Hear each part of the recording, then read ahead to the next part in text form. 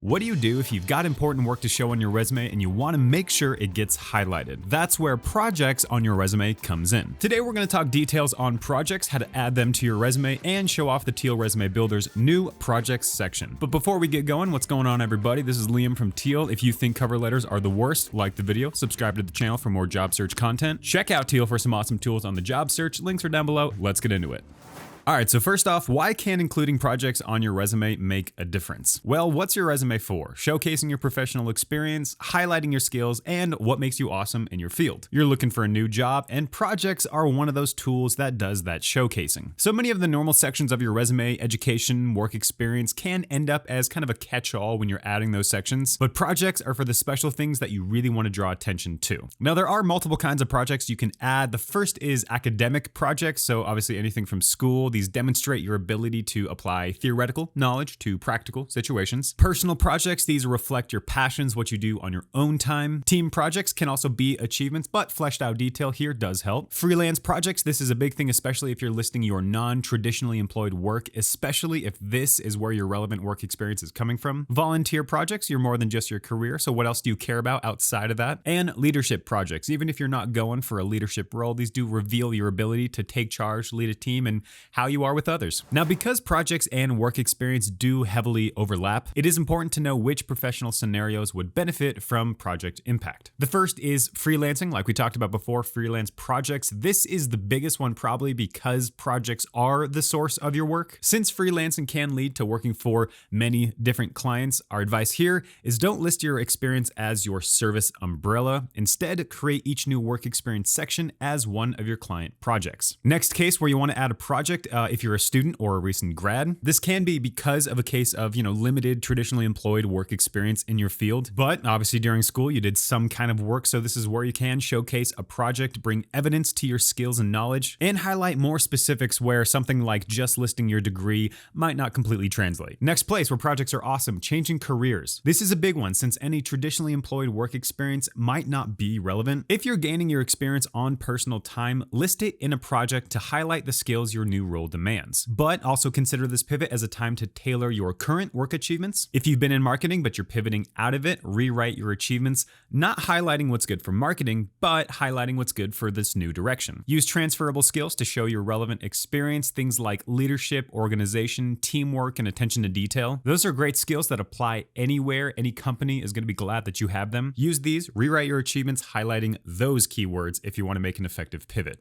All right, now let's get into some action items, how to actually include projects in your resume. This canvas here is the Teal Resume Builder. This is what we use for our resume because it's awesome. And the first way to include projects is a dedicated projects section. If a good amount of your relevant work experience is the sum of multiple projects, this is a good idea because you're separating it from your traditional work experience and you're even more highlighting it so a hiring manager is actually going to read it. Next up is simply putting your projects in your work experience section. In this instance, you want to be really clear on details of the project, what your role was, what the outcomes were. In this example, under work experience, you can see it looks pretty much like a normal achievement, just longer. And then once you start reading it, the project distinction comes out. Next up is mentioning projects in your education section. As a current student or recent grad, this is where you can highlight the standout experience you got while in school. Just listing your degree or program gives some idea, obviously, of what you studied, but there's probably something more that you can say about your time. And especially if your project is relevant experience to the job you're going for, this is a great way to show that experience. And finally, we have a professional summary. Front center to your resume, this is a top section to have some wins in. So including projects here is a great way to keep that hiring manager reading. As far as how to do this, this is a lot like the achievement we already say to include in your summary. Specify the nature of the project that you worked on. Always have details on the scope, your contribution, and the results. Projects in your professional summary, check.